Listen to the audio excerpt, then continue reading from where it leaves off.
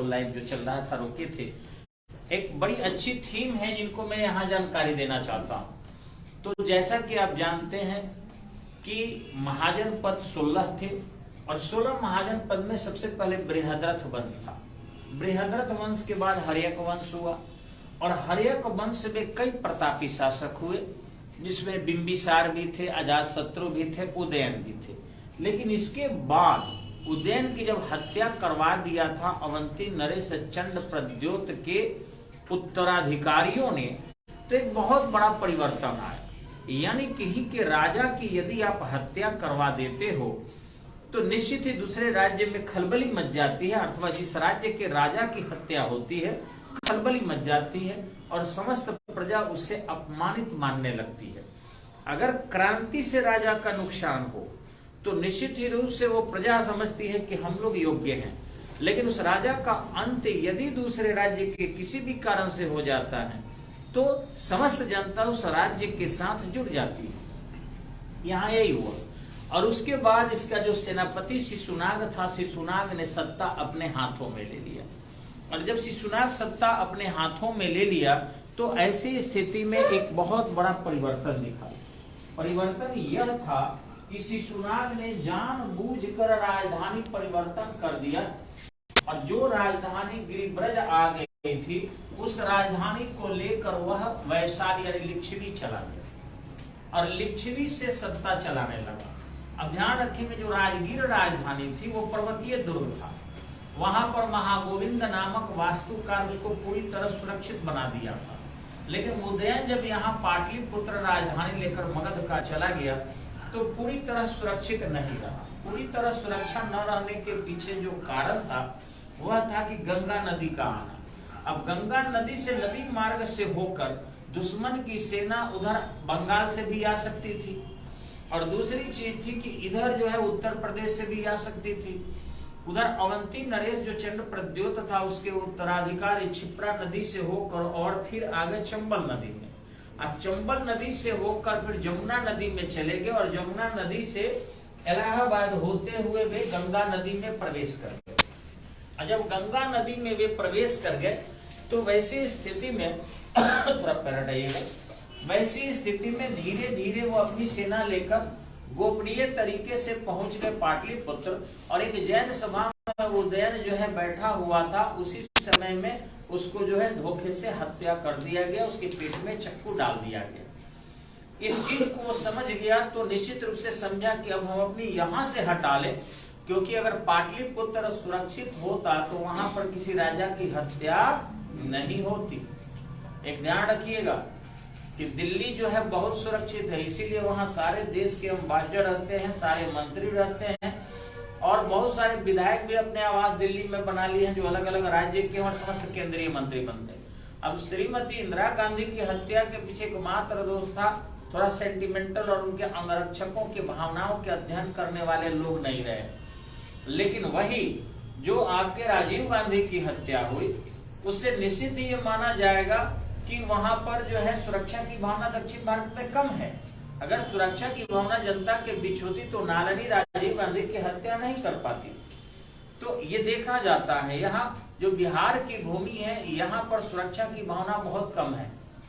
एक और ध्यान रखेंगे, अगर सबसे 38 जिला में खतरनाक जिला कोई अगर माना जाए तो वो छपरा है। यहाँ पर लोगों को मारा पीटा नहीं जाता।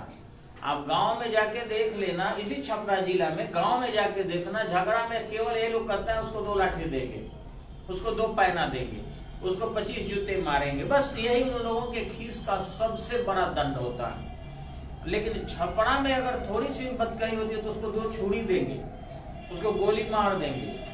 माने हत्या और जबरदस्त हत्या यहाँ पर होता है। इसको क्या कहा जाए, इस जिला में सुरक्षित रह पाना एक बड़ी कठिन बात है। इस शहर में इतना खतरनाक जिला है और यहाँ हम लोग भी डरे और सहमे रहते हैं जिस तरीके का यहाँ वातावरण है और जिस तरीके के यहाँ लोग हैं।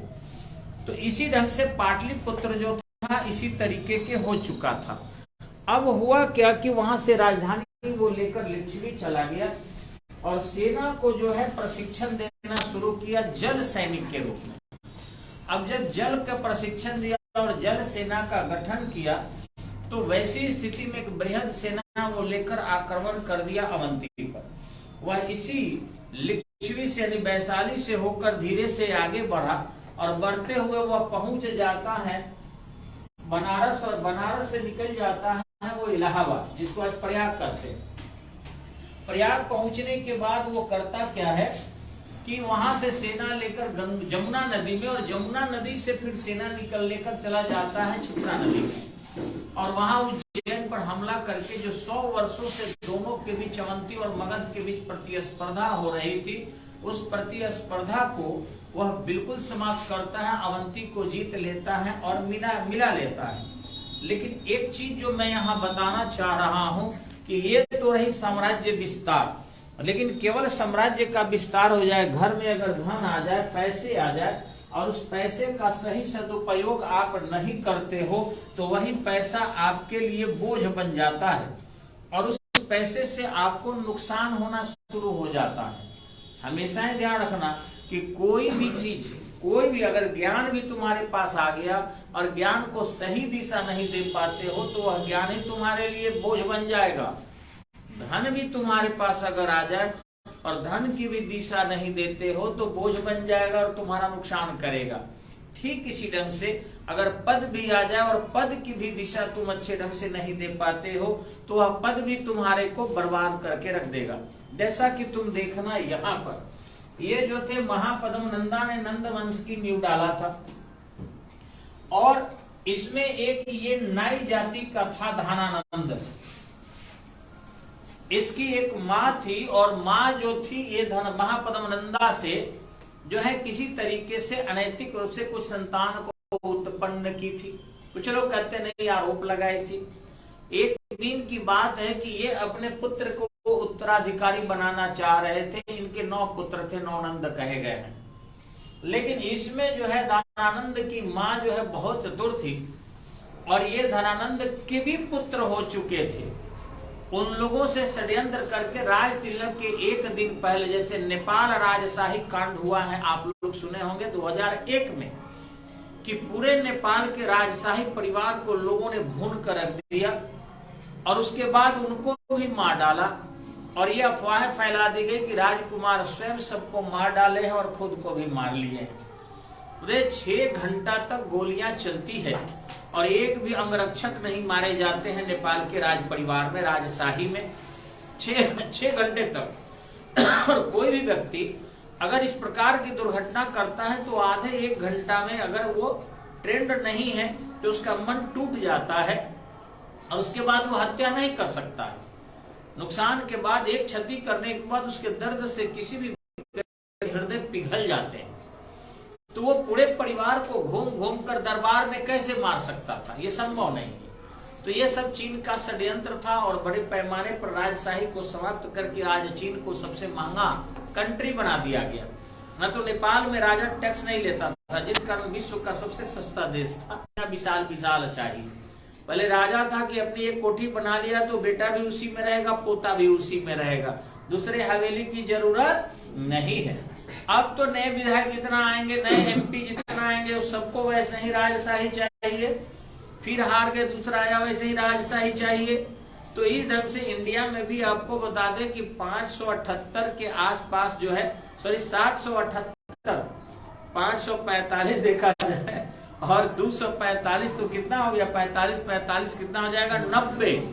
तो 12 छोड़ दिए हैं हम, तो 90 हो जाएंगे। यानी कि 790 लोग जो हैं आपके इंडिया में राजा, और 790 राजा के अलावा जो हारे हुए नेता हैं वो भी राजा है, और जितने विधायक हैं इंडिया में वो भी राजा हैं। तो पहले भारत भर के 1-2 राजा शोषक हुआ करते थे, अब तो नेता जो है, जो हारा है वो भी शोषक है, जो जीता है वो भी शोषक है, और जो मंत्री है वो महाराजा है, प्रधानमंत्री राजाधिराज महाराजा है। तो इस ढंग से ये सारे लोग अपने लूट खसोट में लगकर देश की जनता को, सब बोझ तो देश पर ही है। आप लोकतंत्र में क्या समझते हो कि क्या जनता ऐसा कर सकती है? जनता के पास सुविधा नहीं, सब जनता पर। एक घोड़ा पर बैठा हुआ आदमी यदि अपने सिर पर 1 क्विंटल चना ले लेता है और वो कहे कि घोड़े पर वजन नहीं है, तो ये क्या है? बेवकूफी है। क्योंकि उसका वजन ठीक है उसके सिर पर है, लेकिन अंततः भार किस पर है? घोड़े पर है। तो वही ये कहते हैं कि हम जनता पर बोझ नहीं डालते हैं, टैक्स कम कर रहे हैं, रिबेट दे रहे हैं, सब्सिडी दे रहे हैं, लेकिन सब्सिडी क्या अपने घर से वो लाते हैं? और 7 से 90 जो MP अभी प्रेजेंट टाइम है, उनका घर जाके देख लो, उनके आवास जाके देख लो किस तरीके से हैं। पहले के राजाओं से करीबन 1000 गुना ज्यादा फैसिलिटी में रह रहे। उनकी जिम्मेवारी क्या है? पहले के राजा लोग जाके बॉर्डर पर लड़ा करता था, क्या आज के MP बॉर्डर पर जाके लड़ते हैं? पहले के राजा के बेटा शहीद हुआ करते थे, क्या आज के राजा के बेटा शहीद होता है? पहले के राजा तपस्वी हुआ करते थे, ज्ञान प्राप्त करते थे, योग्यता थी, त्याग था, बलिदान था, इतिहास के लिए काम करते थे। आज के ये नेता उद्योगपति बनने के लिए काम करते हैं। तो इस तरीके से लोकतंत्र एक बहुत बड़ा भक्षक के रूप में आ गया है। इससे बेहतरीन राजतंत्र था जो सीमित राजा थे, सीमित फैसिलिटियां थी।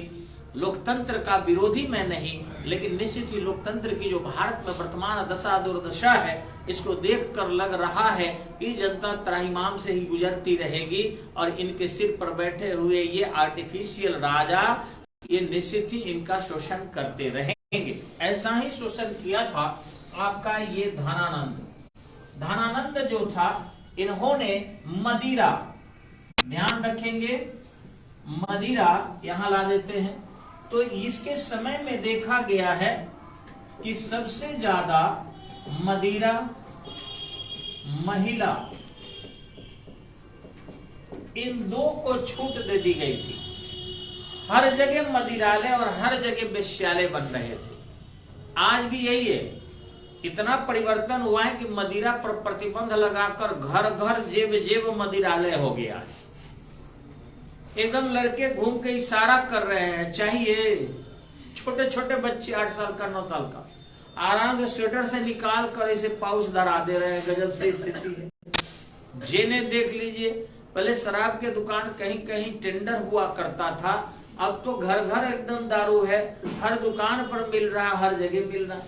और नई पीढ़ियां जो है, आप आश्चर्य करेंगे कि अगर दारू मिलता तो नई पीढ़ियां ज्यादा से ज्यादा क्या पीती? बियर। इधर पीती उधर पेशाब करती, बियर का नशा क्या हो जाता? खत्म हो जाता। अब नई पीढ़ियों को नहीं मिल रहा और बच्चों को चाहिए।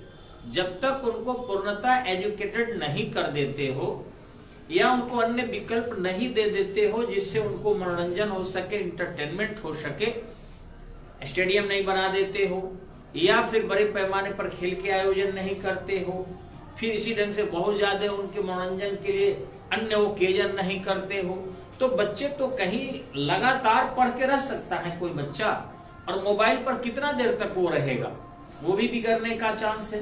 तो इसलिए उनको चाहिए मानसिक शांति के लिए। अब वो कर क्या रहे हैं? तो बड़े पैमाने पर सिगरेट पी रहे हैं, बीड़ी पी रहे हैं और सुलेशन सूंघ रहे हैं।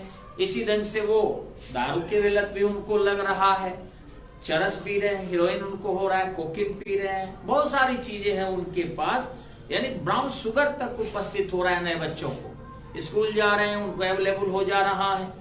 ठीक इसी ढंग से कहीं ट्यूशन जा रहे हैं, वहां अवेलेबल हो जा रहा है। तो ये कारण था उनके अनसिस्टमेटिक जो है इस रूल्स को लागू किया गया।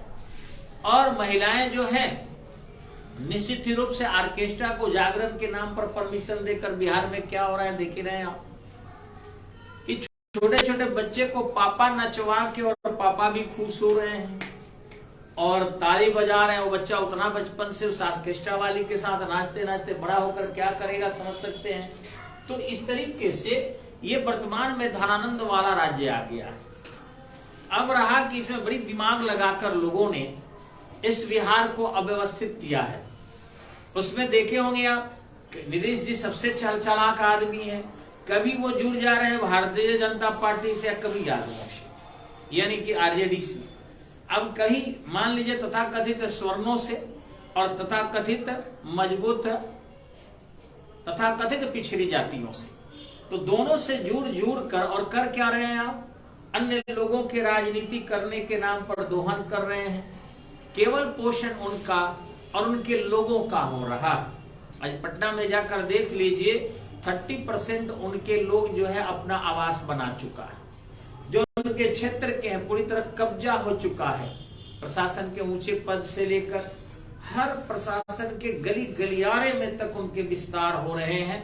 निश्चित ही रूप से एक मुख्यमंत्री जो इतना लंबा समय रहे, वह अगर बिहार में एजुकेशन को नहीं सुधारे, बिहार में उद्योग को न सुधारे, रोजगार के लिए काम ठोस न करे, ठीक इसी ढंग से लोगों की सुरक्षा की व्यवस्था पूरी तरह नहीं करे, लोकतंत्र का गला घोंट दिया जाए, बोलने के अधिकार नहीं दिया जाए, एकमात्र काम कौन किया था? ये धनानंद किया था। लेकिन उस समय में चाणक्य नाम का एक व्यक्ति था जिसने क्या किया? राज दरबार में समझाने का प्रयास किया। न समझने के बाद निकल पड़ा और एक व्यवस्थित शासक को लाए।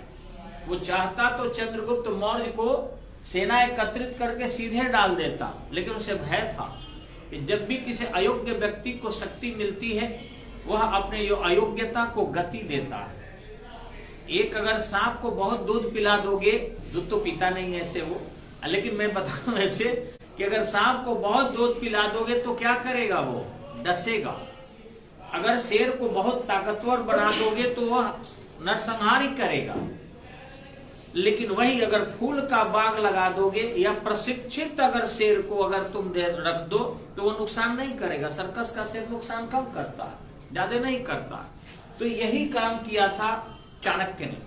राजा बनाने से पहले उसको प्रशिक्षण दिया, उसको यहां से तक्षशिला ले गया और प्रशासनिक जानकारी, सैनिक जानकारी, द्रुत कीड़ा जानकारी, धनुर्विद्या, हस्त विद्या, अश्वारोही, तैराकी, हर प्रकार के विद्या देने के बाद उसे विश्व पुरुष बना दिया। और उसके बाद ताकि विश्व कन्याएं भी क्षति नहीं पहुंचा सके, और उसके बाद उसे पाटलिपुत्र लेकर आया जिससे एक व्यवस्थित शासन का संचालन हो सके। और व्यवस्थित शासन इतना मजबूत था कि सेल्यूकस भी आकर अपनी बेटी को सौंप कर गया और इस तरीके से भारत में वो पर तक नहीं मारा। धनानंद के समय में देखेंगे कि सिकंदर आता है और तबीयत खराब होने के बावजूद भी वह प्रवर्तक को हरा देता है, प्रवर्तक को बंदी बनाता है और इस तरीके से जिसको पोरस हम कहते हैं और अपना सेना में डाल देता है। लेकिन वही सिकंदर के बाद उसका सेनापति जब सेल्यूकस बहुत सेना लेकर, एक अनुभव वाली अपनी सेना लेकर आता है, लेकिन चंद्रगुप्त मौर्य जैसे कर्मठ व्यक्ति जो प्रशिक्षण प्राप्त करके देश की सत्ता को चला रहा है, उसे सूचना मिलती है और सीमा पर ही रोक देता है, उसे आगे नहीं बढ़ने देता, पराजित करता है। सिकंदर हारा नहीं था, पोरस और प्रवर्तक को हराया था। एक ही व्यक्ति का दो नाम है, चाहे पोरस हो या प्रवर्तक हो, पहाड़ी राजा था, उसे हरा देता है। भले ही उसमें सिकंदर को परेशानी होती है, लेकिन यहाँ चंद्रगुप्त मौर्य जो प्रशिक्षण लेकर राजा बना है, वह उस सेल्यूकस को हरा के लौटाता है और उसकी पुत्री हेलेना से विवाह भी करता है, जिसका वर्णन विदेशी इतिहासकार मेगास्थनीज के इंडिका में वर्णन है। और उसकी शक्ति की चर्चा प्लूटो ने किया है, जस्टिन ने किया है, स्ट्रेबो ने किया है, बहुत सारे विद्वान करते हैं। और इस तरीके से भारत की एक छवि विश्व में मजबूत होती है, जो एक प्रशिक्षित राजा होता है और मौर्य वंश की नींव डालता है। तो राजा को कभी भी प्रशिक्षित ही होना चाहिए। अयोग्य अगर बन जाते हैं, वंशानुगत वाले अगर बन जाते हैं, तो निश्चित ही राज्य की सत्ता हो, केंद्र की सत्ता हो, वो निश्चित ही बर्बाद होती है। और हमारे लोकतंत्र में अयोग्यता की बात है, यहाँ जन समुदाय की बात है कि ज्यादा से ज्यादा लोगों को कौन जोड़ लेता है, चाहे जात पात करके जोड़ ले, ऊंच नीच करके जोड़ ले, जातीय जनगणना करके जोड़ ले, वही जो है आपका मुख्यमंत्री बनेगा, उसी की सत्ता होगी। यहाँ योग्यता की कोई भी चीजें नहीं है। आजादी के समय तक ठीक थी, लेकिन राजेंद्र प्रसाद ने कहा था कम से कम शासन में सांसद उसे बनना चाहिए, विधायक उसे बनना चाहिए जो कम से कम स्नातक हो।